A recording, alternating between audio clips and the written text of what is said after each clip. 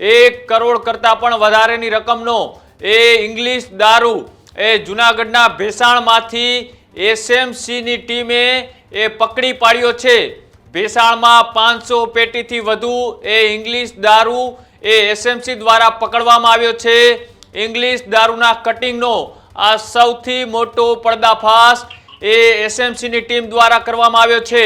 Junagadh LCB અને SOG ઊંઘતી રહી અને એસએમસીએ આ મોટી રેડ પાડી અને કરોડ રૂપિયા ઉપરનો એ મુદ્દામાલ અને દારૂ પકડવામાં આવ્યો છે।